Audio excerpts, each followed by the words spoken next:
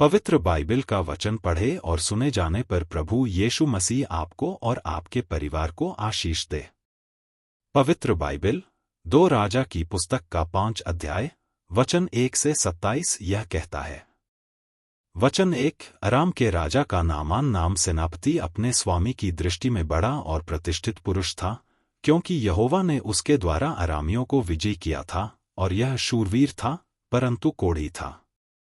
वचन 2 अरामी लोग दल बांधकर इस्राएल के देश में जाकर वहां से एक छोटी लड़की बंधुआई में ले आए थे, और वह नामान की पत्नी की सेवा करती थी। वचन 3 उसने अपनी स्वामिन से कहा, जो मेरा स्वामी शोमरोन के भविष्यद्वक्ता के पास होता तो क्या ही अच्छा होता, क्योंकि वह उसको कोढ़ से चंगा कर देता। वचन 4 तो किसी ने उसके प्रभु के पास जाकर कह दिया कि इस्राएली लड़की इस प्रकार कहती है। वचन 5 अराम के राजा ने कहा, तू जा, मैं इस्राएल के राजा के पास एक पत्र भेजूंगा। तब वह 10 किक्कार चांदी और 6,000 टुकड़े सोना और 10 जोड़े कपड़े साथ लेकर रवाना हो गया। वचन 6 और वह इस्राएल के राजा के पास वह पत्र ले गया जिसमें यह लिखा था कि जब यह पत्र तुझे मिले तब जानना कि मैंने नामान नाम अपने एक कर्मचारी को तेरे पास इसलिए भेजा है कि तू उसका कोढ़ दूर कर दे। वचन 7 इस पत्र के पढ़ने पर इस्राएल का राजा अपने वस्त्र फाड़कर बोला, क्या मैं मारने वाला और जिलाने वाला परमेश्वर हूं कि उस पुरुष ने मेरे पास किसी को इसलिए भेजा है कि मैं उसका कोढ़ दूर करूं? सोच विचार तो करो, वह मुझसे झगड़े का कारण ढूंढता होगा। वचन 8 यह सुनकर कि इस्राएल के राजा ने अपने वस्त्र फाड़े हैं, परमेश्वर के भक्त एलीशा ने राजा के पास कहला भेजा, तूने क्यों अपने वस्त्र फाड़े हैं?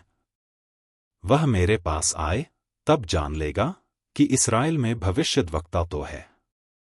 वचन 9 तब नामान घोड़ों और रथों समेत एलीशा के द्वार पर आकर खड़ा हुआ। वचन 10 तब एलीशा ने एक दूत से उसके पास यह कहला भेजा कि तू जाकर यरदन में 7 बार डुबकी मार, तब तेरा शरीर ज्यों का त्यों हो जाएगा और तू शुद्ध होगा। वचन 11 परंतु नामान क्रोधित हो यह कहता हुआ चला गया कि मैंने तो सोचा था कि अवश्य वह मेरे पास बाहर आएगा और खड़ा होकर अपने परमेश्वर यहोवा से प्रार्थना करके कोढ़ के स्थान पर अपना हाथ फेर कर कोढ़ को दूर करेगा। वचन 12 क्या दमिश्क की अबाना और परपर नदियां इस्राएल के सब जलाशयों से उत्तम नहीं है? क्या मैं उनमें स्नान करके शुद्ध नहीं हो सकता हूं?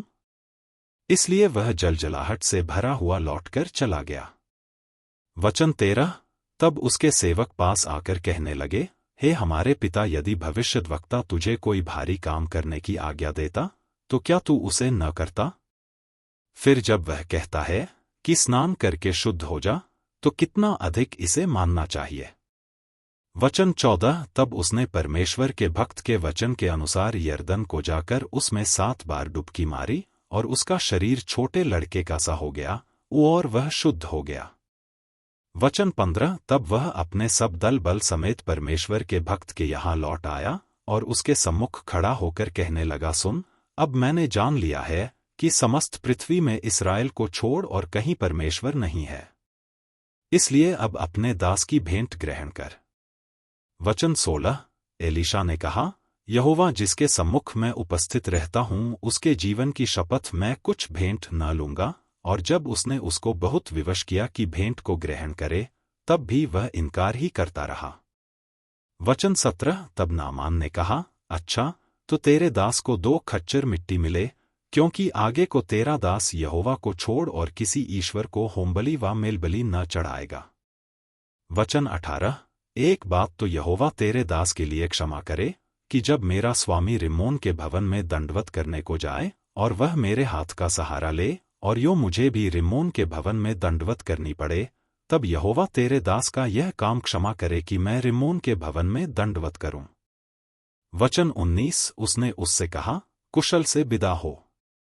वचन 20 वह उसके यहाँ से थोड़ी दूर चला गया था कि परमेश्वर के भक्त एलीशा का सेवक गेहजी सोचने लगा कि मेरे स्वामी ने तो उस अरामी नामान को ऐसा ही छोड़ दिया है कि जो वह ले आया था उसको उसने न लिया, परंतु यहोवा के जीवन की शपथ मैं उसके पीछे दौड़कर उससे कुछ न कुछ ले लूंगा।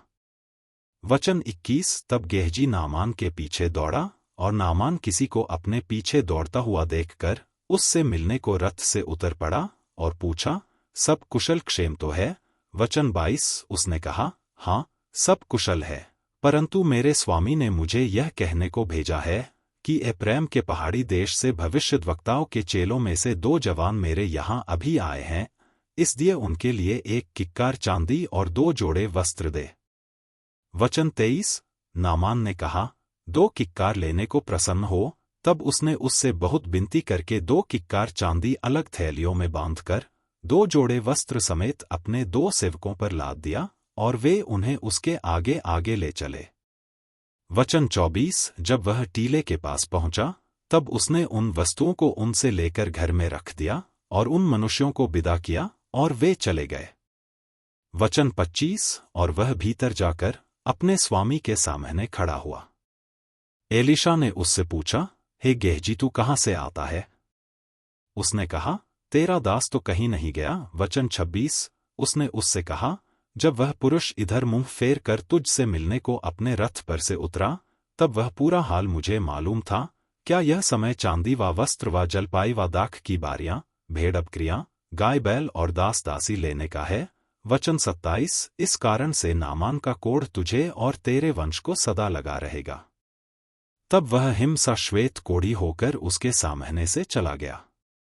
यदि आप विश्वास करते हैं तो यह वचन सभी विश्वासियों को भेजें और इस चैनल को प्रभु यीशु मसीह के नाम से सब्सक्राइब करें और आशीष प्राप्त करें।